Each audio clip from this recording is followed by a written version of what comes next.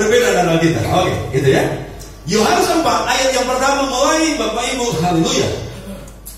Yohanes 4 ini ada beberapa setting cerita, ada beberapa bagian-bagian yang sebenarnya ini banyak topik yang bisa diangkat, tapi saya coba untuk memahami. Sebenarnya satu ayat saja yang saya ingin ambil, tapi ayat ini kalau nggak dibaca dari depan kita nggak akan ngerti kronologisnya. Jadi mari kita mulai ayat 1 ya.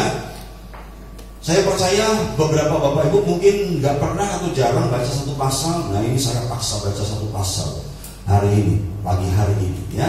Ini seperti evangelis yang bodi, haleluya.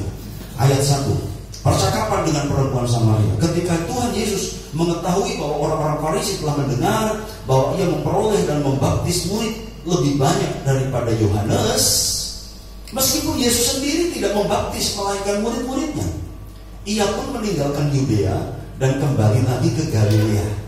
Jadi Bapak Ibu lihat, Yesus membaptis murid lebih banyak daripada Yohanes. Ternyata dalam perkembangan Yohanes yang datang ribuan.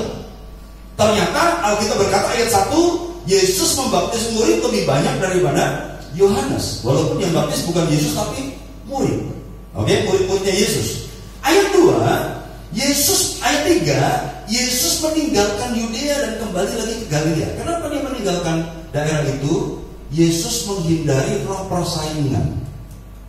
Jadi Yesus gak mau orang membandingkan antara dia dan Yohanes. Jadi ini belajar ya. Kalau mau lemah bersainglah, kalau mau kuat bersandinglah.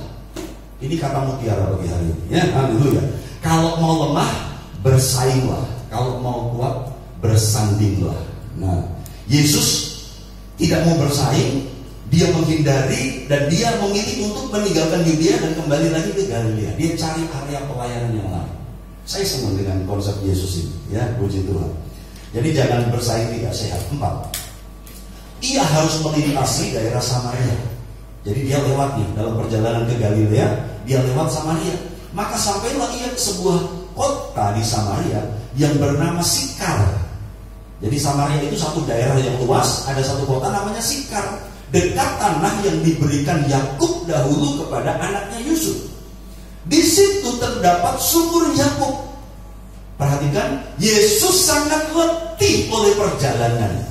Karena itu ia duduk di pinggir sumur itu hari kira-kira pukul 12. Perhatikan ya, ketika peristiwa ini terjadi, Yesus sedang sangat letih. Bukan cuma letih, sangat letih. Dan dia beristirahat, saudaraku, dari perjalanan di pinggir sumur Yakub. Jam berapa harinya?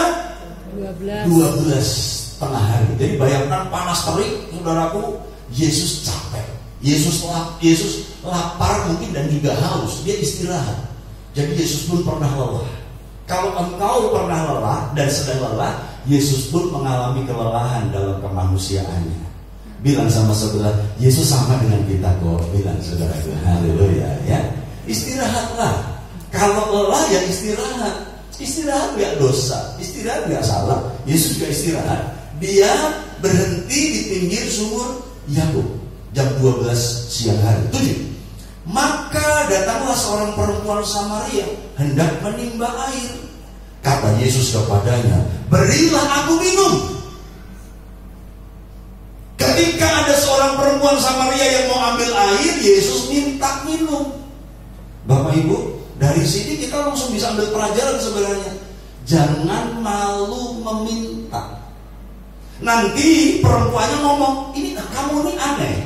Kamu ini orang Yahudi, kok minta minum kepadaku yang orang Samaria? Coba ayat yang ke-8. Jadi Yesus minta minum ya, berilah aku minum. Perhatikan itu, catat itu 8. Sebab murid-muridnya telah pergi ke kota membeli makanan. Artinya Yesus hanya sendirian, berdua. Nanti ya, berdua dengan perempuan Samaria. Terus muridnya kemana? Beli makanan di kota. 9. Maka kata perempuan Samaria itu kepadanya, masakan engkau seorang Yahudi minta minum kepadaku seorang Samaria?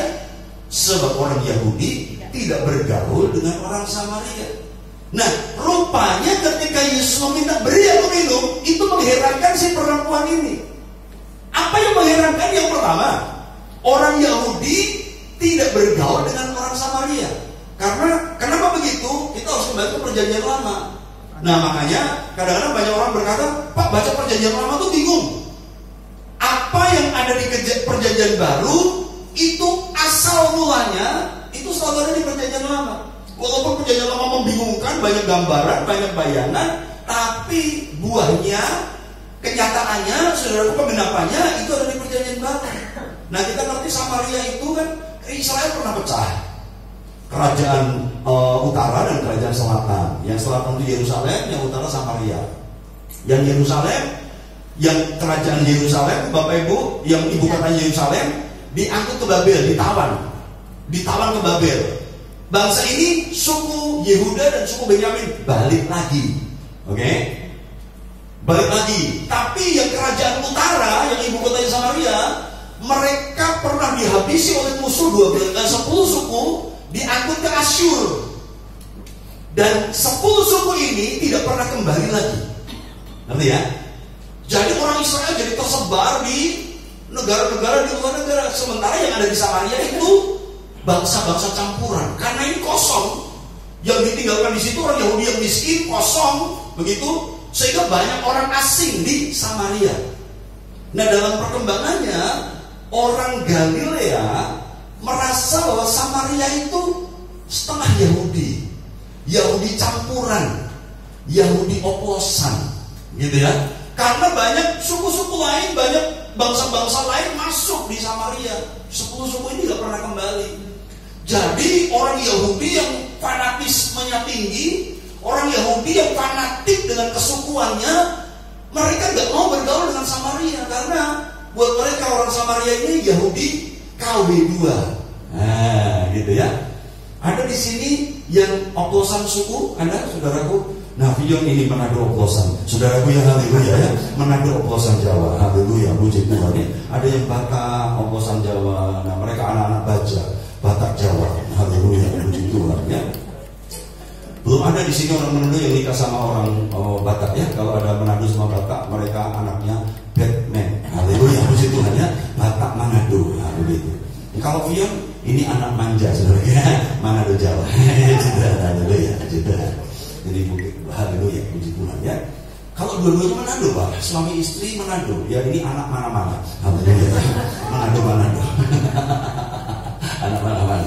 Nah, orang Samaria ini Yahudi KW2, oplosan. Jadi ketika Yesus minta, saya ketika ke Israel, saudaraku, saya tanya sama guide saya begini, karena di Yerusalem itu juga banyak orang Arab, banyak saudaraku. Nanti yang kalau kita lewat Via Dolorosa, saudaraku, kita melewati jalan Via Dolorosa, itu pasar. Jangan dipikir perjalanan Yesus ke salib itu perjalanan lewat gang yang sepi, enggak. Via Dolorosa itu pasar. Sampai sekarang pasar yang jualan hari ini di pasar-pasar itu orang Arab. Jadi di Yerusalem banyak orang Arab, saudara. Begitu. Dan artinya ketika Yesus berjalan ke salib, kenapa dilewatkan di jalan pasar? Dipermalukan. Yang nonton banyak, saudaraku. Makanya, saudaraku, ketika kita lewat di jalan itu, berarti kenapa dilewatin pasar sama orang Romawi? Sengaja dipermalukan memang, jadi tontonan. Ketika Yesus memikul salib jadi tontonan, gitu ya. Nah, yang jualan di situ sekarang itu banyak orang Arab. Saya tanya sama guide saya begini, bagaimana kalian bisa membedakan ini Yahudi, ini Arab? Saya tanya, guide-nya ngomong begini, seperti kamu orang Indonesia. Kamu orang Indonesia akan begitu mudah lihat, oh ini Batak, ini Jawa. Oh iya ya. Jadi kita bingung, saudara, karena buat saya hampir mirip, Arab sama Yahudi hampir mirip, saudara, begitu. Kebingungan saya, seperti kamu orang Indonesia, kamu bisa lihat, ketemu orang Manado, kamu ngerti, oh ini putih dari Manado. Nah gitu kan, oh ini agak Batak nih Jawa, nah, misalnya gitu, saudara. Misalnya gitu, saudara. Ya, ini saya Jawa Batak, misalnya saudara enggak ya, saudara Ibu Senuli yang putih-putih semua, haleluya, puji Tuhan. Ini berlaku untuk saya, haleluya. Kalian bisa ngerti, lihat, oh ini orang Manado, ini orang Jawa, langsung ngerti. Demikian juga gak susah buat kami.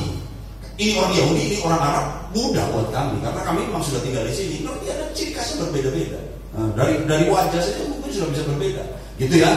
Jadi Bapak Ibu, orang Yahudi gak bergaul dengan orang Samaria karena orang Samaria, orang Yahudi itu fanatik, saudaraku, mereka fanatisme sukunya tinggi sekali karena mereka berpikir bahwa mereka bangsa pilihan Allah, hanya mereka yang disayang Allah, hanya mereka yang diselamatkan, hanya mereka yang di surga. Surga itu miliknya orang Yahudi, buat mereka begitu. Suku lain termasuk kita, enggak, suku kafir. Tapi ternyata Indonesia memberkati Israel karena kedatangan turis Indonesia paling besar, saudara. Ya, arus wisatawan Indonesia ke Israel itu paling besar. Makanya beberapa waktu yang lalu Israel tutup, ada travel, ada ditutup, orang Indonesia nggak boleh masuk Israel kan? Pernah beberapa waktu yang lalu dibalas sama Indonesia. Orang Israel mau masuk Indonesia ditutup sama Indonesia, nggak boleh masuk. Tiba-tiba Israel kalah, dibuka lagi. Jadi sekarang boleh ke sana lagi. Itu menunjukkan bahwa mereka evaluasi, mereka berani tutup pintu untuk orang Indonesia. Saudaraku, pariwisatanya sepi. Betul, karena itu guide orang Yahudi di Israel, saudaraku, sudah fasih berbahasa Indonesia. Kenapa? Karena pasarnya Indonesia tinggi. Gitu, saudaraku.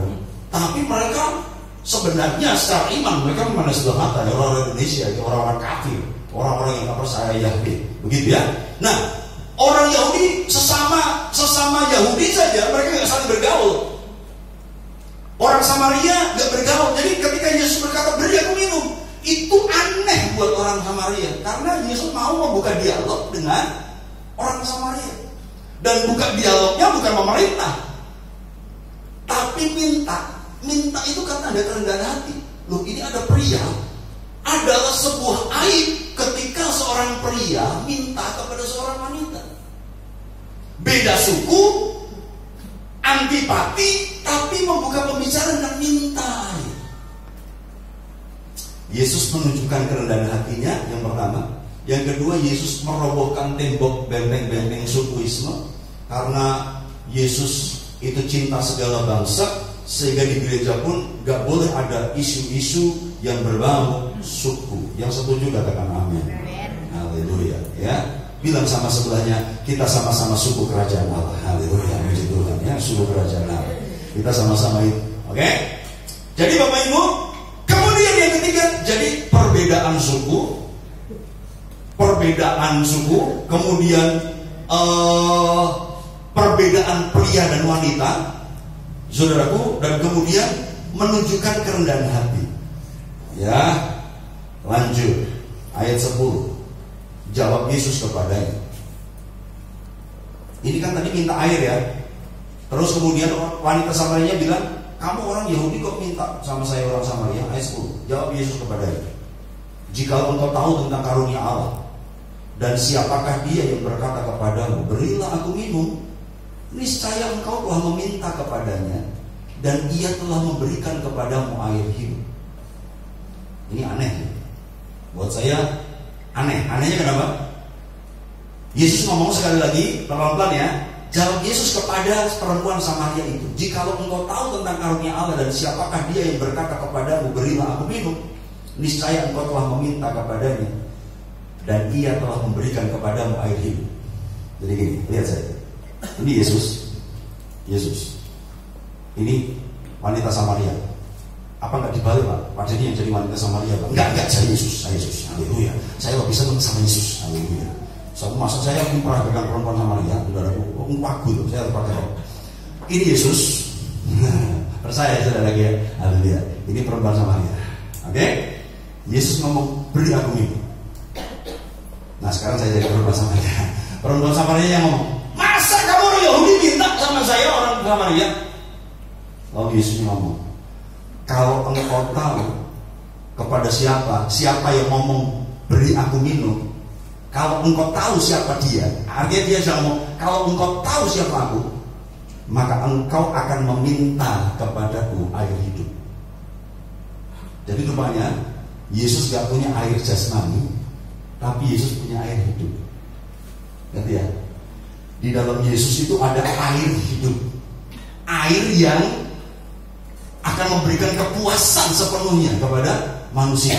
Lanjut ayat yang ke-11. Kata perempuan itu kepadanya, Tuhan, engkau tidak punya timba, dan sumur ini amat dalam. Dari manakah engkau memperoleh air hidup itu? Penangkapannya si perempuan Samaria, Yesus sedang ngomong air sumur. Yesus sedang ngomong air jasmani. Tuhan, ngomong, aku punya air hidup. Kalau kamu ngerti, kamu akan minta air hidup padaku. Perempuannya ngomong, ini sumurnya timbanya dalam. Bagaimana engkau dapat air hidup itu? Perempuan pikir Yesus sedang ngomong air yang dia minta tadi, air yang di sumur, air jasmani. Terus ayat 12. Adakah, ini perempuannya masih ngomong, adakah engkau lebih besar daripada bapa kami Yakub yang memberikan sumur ini kepada kami, dan yang telah minum sendiri dari dalamnya, ia serta anak-anaknya dan ternaknya? Jawab Yesus kepadanya, barang siapa minum air ini, ia akan haus lagi. Air ini, maksudnya air Yakub, air sumur Yakub. Dia nunjuk, barang siapa minum air sumur Yakub ini, ia akan haus lagi. Tetapi 14, barang siapa minum air yang akan kuberikan kepadanya, ia tidak akan haus untuk selama-lamanya. Sebaliknya air yang akan kuberikan kepadanya akan menjadi mata air di dalam dirinya yang terus-menerus memancar sampai kepada hidup yang kekal. Air hidup itu apa dong? Keselamatan. Air hidup itu berkat anugerah keselamatan. Orang cari keselamatan masih terus ragu, aku ini selamat apa enggak ya? Bapak Ibu, saya pastikan, percaya Yesus pasti selamat, bukan moga-moga. Mau pilih yang mana, moga-moga selamat atau pasti selamat? Banyak orang ditanya, kamu yakin gak kalau kamu mati hari ini kamu selamat? Ya moga-moga lah. Tapi di dalam iman Kristen, ketika kita percaya kepada Yesus ada air hidup, maka kita pasti selamat. Kita mati nanti langsung selamat, masuk surga. Jadi makanya orang Kristen itu gak takut mati. Sebab kenapa? Mati itu untung. Haleluya, puji Tuhan. Bilang sama sebelahmu, mati itu untung. Haleluya. Oke, bilang, ini mau cuma mati sih. Haleluya ya. Dengar khotbah dulu. Haleluya, jangan mati sekarang. Oke. Jadi ada kepastian. Yesus ngomong, kalau yang minum air ini, sumurnya tak kasih tengah ya saudaraku. Saya nggak mau peragakan jadi sumur. Haleluya. Barang siapa minum air ini, dia akan haus lagi. Tapi barang siapa minum air hidup yang kuberikan, dia nggak akan haus lagi sampai selama-lamanya. Kenapa dia ngomong begini sama perempuan ini?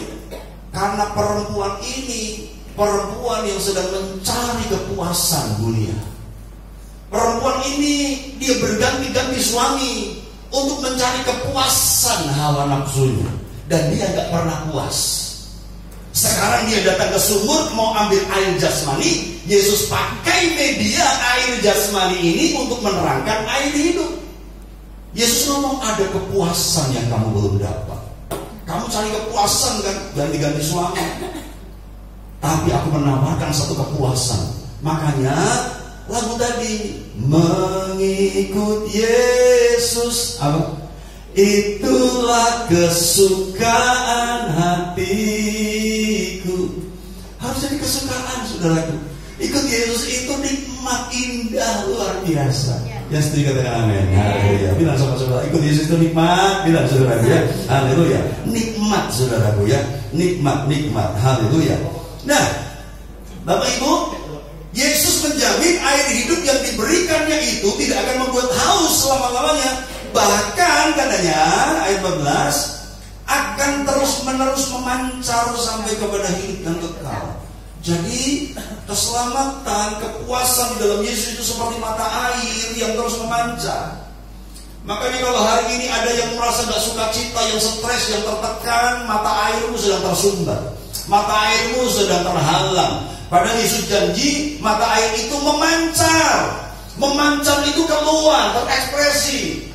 Misalnya agak serak-serak begini saudaraku, tapi saya mau ekspresikan sukacita saya. Kenapa? Karena air hidup itu memancar. Katakan sama-sama, air hidup di dalamku harus memancar. 1, 2, 3. Air hidup di dalamku harus memancar. Jadi bukan seperti mata air. Kalau Bapak Ibu lihat gending, itu airnya ada, mengalir, slow, pelan. Hari ini turun berapa senti? 60 senti ya? Iya, karena lama hujan gak turun, gendingnya turun, saudaraku, 60 senti. Tetap ada, mengalir pelan. Tapi itu bukan memancar. Memancar itu nyemprot ke atas. Haleluya. Memancar itu mengalahkan gravitasi dan kemudian ada sebuah ledakan ke atas, itu memancar. Nah, apakah sukacita keselamatanmu memancar atau sekedar mengalir slow, pelan? Saya pilih pegang janji Tuhan ini bahwa kesukaan keselamatan saudaraku itu memancar sampai hidup yang kekal. Haleluya. Kemarin 2 sesi saudaraku full power. KKR memang luar biasa respon mereka. Hari ini saya harus khotbah 3 kali. Nanti jam 10 saya khotbah lagi, sore khotbah. Besok pagi ada pelayanan lagi saudara. Dia udah datang. Tapi saya mau air hidup itu memancar. Engkau yang sedang capek, engkau yang sedang letih, mari percaya bahwa di dalam Tuhan ada pancaran berkat. Haleluya. Bukan cuma aliran berkat, tapi pancaran berkat. Haleluya. Katakan sama-sama, memancar lebih dari mengalir. 1, 2, 3. Haleluya. Saya percaya kalau memancar itu saudaraku lebih dahsyat daripada mengalir. Boleh mengalir, tapi engkau harus ngerti bahwa janji Tuhan juga memancar, bukan cuma mengalir. Ayo, jangan loyo-loyo ya. Haleluya. 15. Kata perempuan itu kepadanya, Tuhan, berikanlah aku air itu, supaya aku tidak harus dan tidak usah datang lagi ke sini untuk menimba air. Saya mau tanya, perempuan Samaria sudah mudeng belum? Kenapa belum mudeng? Tuhan, perempuannya ngomong, berikanlah air hidup itu, supaya aku gak usah datang ke sini dan menimba air ini. Jadi rupanya Oon itu pengalaman semua orang, termasuk kita semua. Oon yang mengerti janji Tuhan. Tuhan ngomong yang rohani, kita nangkepnya yang jasmani. Coba tanya sama sebelah, pernah Oon gak di hadapan Tuhan? Yuk, yang jujur ngaku sering, ya terima kasih buat pengakuannya. Saya juga gitu, sebenarnya Oon. Saya mau bersaksi kemarin, saya harus minta maaf di korum. Ketika saya melayani kemarin 300 orang, saudaraku, selesai sesi pertama, saya percaya, saya lihat Tuhan jamah luar biasa. Guru-guru sekolah minggu, saudaraku. Dan saya harus minta maaf. Kenapa? Karena ketika kami datang, saudaraku, acaranya itu di Ngablak di Rumah Kembang. Itu tempat baru, saudaraku, bagus ya. Bagus di setting kayak di sana. Saya tuh ngerti, karena saya pernah datang ke sana. Ada parkiran dekat, ada parkiran jauh. Jadi kami sengaja datang awal supaya dapat parkir yang dekat, gitu. Saya dalam hati pembicara, aku dikasih parkir yang jauh. Biasanya di gereja-gereja tertentu, kalau saya pelayan di GPI Temanggung, saudaraku, wah canggih di GPI Temanggung. Kenapa? Karena gembalanya udah calling sama satpam, Pak, pembicara kita pakai mobil ini, plat nomor ini, siapkan tempat khusus. Jadi satpam itu sudah jaga di pinggir jalan, dia lihat mobil yang warna ini, plat nomor ini. Jadi ketika datang, walaupun satpamnya belum kenal saya, tapi karena gembala udah ngomong mobil ini, nomor ini, gitu. Jadi satpamnya ngerti nomor, langsung tanda verbodenya itu diambil, langsung dipersilahkan pembicara. Saudara ya, pembicara. Loh, kalau udah begitu saya enak juga ya jadi pembicara ya. Gak usah cari-cari parkir. Haleluya, itu kalau di GPD Temanggung. Nah, saya ingin GPD Karisma satu kali melakukan hal yang itu. Layani tamu-tamu kita. Layani tamu-tamu Allah. Haleluya, puji Tuhan ya. Makanya saya mulai ajar asisten pastor saudaraku untuk bertanggung jawab. Datang sebelum tamu datang. Jaga di bawah. Ini nomornya. Nomorku sudah saya kasih kepada mereka. Kepada si tamu saya ngomong, Pak, saya minggu gak ada, Bapak saya undang pelayanan, oke, deal, gitu.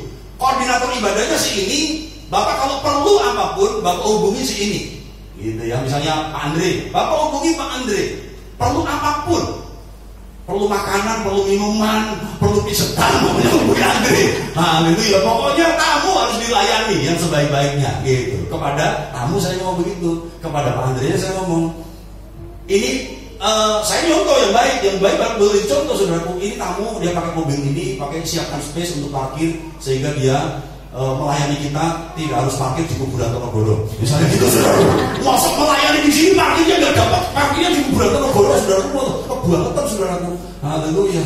Jangan-jangan dia nggak jadi melayani pulang saudaraku ya. Seperti tadi malam saya diundang kondangan saudaraku. Wah mewah, orang kaya di Artos nggak dapat parkir, Bali saya saudaraku. balik saudaraku. Saya bilang sama Andre, aku sudah sampai 6:30. Cari parkiran di Atos susah, nggak ada Bali aku. Terima mangan sego goreng. Haleluya, puji Tuhan ya. Jadi pulang saya saudaraku dapat parkir. Jadi layani yang terbaik. Kenapa akhirnya sampai parkir ya? Nah, saudaraku yang bingung juga saya. Haleluya, puji Tuhan. Minta maaf, saya minta maaf. Saya datang ke Rumah Kembang awal supaya saya dapat parkir dekat, gitu ya. Karena saya bawa beberapa tas, saya bawa mic, saya itu supaya dapat parkir dekat. Sampai di sana, rupanya parkir yang dekat itu dipalang, maksudnya dikasih tali. Artinya yang datang itu dipersilahkan untuk parkir jauh, turun ke bawah. Pak, pegang parkirnya. Ini nggak seperti DPD Temanggung, saudara ya. Pembicara diperlakukan sama dengan peserta, gitu kan. Saya langsung buka kaca, Pak. Saya ini pembicara, boleh nggak parkir di sini? Saya ini pembicara, boleh nggak parkir di dekat? Masa parkir jauh saya ke sana? Gitu. Dan kemudian ya dipersilahkan, ya, saudaraku. Kemudian dia dikasih tempat space yang dekat gitu. Tapi kemudian saudaraku, saya ngerti itu salah. Satu nabiah dia berkata, Pak Jokowi saja gak minta fasilitas, kok Pak Deddy minta fasilitas seperti itu? Lain kali jangan begitu ya. Wah, nabiah sudah bersabda, saudaraku. Dan saya ngerti, oh iya benar juga. Haleluya. Bapak Ibu tahu nabiahnya? Tebak sendiri. Haleluya. Puji Tuhan ya. Nabiahnya langsung ngomong, Pak Jokowi saja gak minta fasilitas. Pak Deddy minta fasilitas. Waduh iya, saya langsung bertobat. Saat itu juga bertobat, minta ampun. Tuhan, salah saya, salah. Dan kemudian selesai sesi saya rampungkan dulu saya satu, saudaraku, hadir Tuhan turun. Oh, dijamah Tuhan, saya harus gentle mengakui kesalahan saya. Ternyata tukang parkirnya ikut dengar, saudara. Saya pikir dia pegawai, memang dia pegawai Rumah Kembang, saudaraku, yang ngurusin parkir. Tapi rupanya anak Tuhan dan dia ikut dengar, saudaraku ya. Dia ngurus sound juga. Saya berkata, terima kasih Tuhan buat hadiratmu, terima kasih buat kepercayaan pelayanan, tapi saya harus minta maaf karena saya tadi salah. Panitia mengarahkan parkir ke bawah, tapi saya minta fasilitas untuk parkir yang dekat.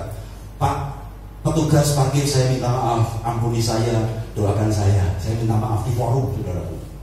Gitu. Dan kemudian ketika pulang, saudaraku, tukang parkirnya ini nyegat saya, gitu ya. Tukang parkirnya nyegat saya. Tak buka lagi, Pak, lain kali. Aduh, saya mau redak, saudaraku. Saya sudah bikin masih tegur. Wes jalur ngapura isi ditegur. Saudaraku, dia buka saya udah kata pertama itu loh, saudaraku, dia membuat saya dengan Pak, lain kali. Ketika itu, saudaraku, ternyata dia ngomongin, Pak, lain kali kalau Bapak diundang ke gereja lain mau nggak? Oh ya siap, saya biasa khotbah di gereja lain. Bapak akan saya promosikan di gereja saya. Haleluya. Bapak akan saya promosikan di gereja saya. Saya ini beribadah di GBI. Saya diberkati, Pak. Saya akan bikin acara untuk anak muda supaya anak-anak muda saya juga diberkati seperti acara siang hari ini. Saya berkata, alhamdulillah. Tapi kan waktu itu lain kali, Pak. Kalau saya bilang turun, ya turun. Saya pikir saya akan diomongin begitu. Tapi saya sudah siap pasrah. Pasrah, memang salah kok, gitu ya. Orang salah itu harus berani ngaku jujur. Haleluya ya. Bilang sama sebelah, lebih baik jujur daripada acur. Bilang begitu, saudaraku ya. Haleluya. Iya, lebih baik jujur daripada acur. Saya sudah siap. Tidak kok ya sih, kalau kumisem, saudaraku, kacamata, agak menggeli gitu. Lain kali, Pak. Wah, lain kali. Kok datang mudeng-mudeng, shock dulu saya. Lain kali, Pak. Nah gitu ya. Lain kali kalau diundang di gereja lain, mau apa enggak? Waduh, langsung nyes gitu, saudaraku ya. Rupanya dia diberkati. Mungkin kalau saya nggak minta maaf, nggak akan khotbah di GBI nanti saya, saudaraku ya. Haleluya. Karena saya minta maaf, jadi marilah jadi orang yang rendah hati. Yesus juga rendah hati, minta air, saudaraku ya. Jadilah orang yang rendah hati ya. Mau pimpinan, mau bos, saudaraku, tapi di hadapan Tuhan kita semua sama. Haleluya, puji Tuhan. Jadi Bapak Ibu, jadi sampai di mana saya lupa. Haleluya, puji Tuhan. Ya, 15. Kata perempuan ini kepadanya, Tuhan, berikanlah aku air itu supaya supaya aku tidak haus dan tidak usah datang lagi ke sini untuk menimba air. Perempuan ini masih menganggap Yesus bicara air jasmani, masih nggak ngerti kehendak Tuhan. Seperti saya. Nah, sambungannya gitu kan tadi. Seperti saya kemarin nggak ngerti kehendak Tuhan. Diajarkan rendahan hati untuk parkir yang jauh di bawah, saya nyanyi minta yang di atas. Jadi Jangan malu kalau saya bilang on, saudaraku, dalam memahami rencana Tuhan, karena saya pun mengalami. Saya pun kadang-kadang jatuh dalam keoonan yang sama. Haleluya, ya. Nah, mari kita belajar untuk memahami rencana dan kehendak Tuhan, ya. Terus ayat yang ke-16. Kami minta apa? Minta air, ya, perempuannya. Kata Yesus kepadanya, pergilah, panggillah suamimu dan datang ke sini. Ini kalau Bapak Ibu baca gaya pembicaraan ini aneh memang Yesus juga, gitu ya. Jadi ketika Yesus tadi berkata, beri aku air, beri aku air. Kemudian perempuannya ngomong, masa kamu minta air kepadaku? Yesus ngomong, kalau kamu ngerti siapa yang ngomong tadi, kamu pasti akan minta air hidup. Dialihkan pembicaraannya. Terus perempuan ngomong, aku mau air hidup, supaya aku nggak nimba-nimba air ini lagi. Tuhan kasih itu air. Yesus ngomong, panggil suamimu. Loh, nggak nyambung, saudara. Perempuannya minta, kasih aku air supaya aku nggak repot nimba-nimba lagi di sumur aku. Yesus ngomong, panggil suamimu. Aneh, saudara, ya, panggil. Tapi dari situ kemudian perempuan ini mengerti. Ayat yang ke-17, kata perempuan itu, aku tidak mempunyai suami. Kata Yesus kepadanya, tepat katamu bahwa kamu tidak mempunyai suami, sebab engkau sudah mempunyai 5 suami, dan yang ada sekarang padamu bukanlah suamimu. Yesus langsung nembak. Yesus langsung ngerti keadaan si wanita ini. Ternyata si wanita ini bermasalah dengan pernikahannya. Oke? Panggil suamimu. Tadi isunya air, itu hanya jadi jalan membuka cerita saja, penginjilan. Jadi Bapak Ibu kalau mau menginjil, pakailah media yang ada. Di kereta duduk, Pak, Bapak pusing gak kalau lihat pohon jalan gitu? Iya pusing. Dari pohon bisa cerita, gitu kan? Siapa pencipta pohon, nah gitu kan. Jadi untuk penginjilan itu sudah mudah. Kita memakai media yang ada untuk buka pembicaraan, gitu ya. Yesus pakai air. Oke, nggak ke situ ya, lanjut. Jadi panggil suamimu, dan kemudian perempuan ini jawab, aku nggak punya suami. Yesus berkata, benar, kamu ngaku jujur, karena kamu punya 5 suami, dan yang ada padamu sekarang itu bukan suamimu. Artinya dia sedang hidup dalam perselingkuhan. Ada pria yang hidup dengan kamu sekarang, dan itu bukan suamimu. Langsung ditembak. Apa kata perempuannya, Bapak Ibu? 19. Kata perempuan itu kepadanya, Tuhan, nyata sekarang padaku bahwa engkau seorang nabi. Baru muda. Oh, air hidup yang dimaksudkan Yesus itu adalah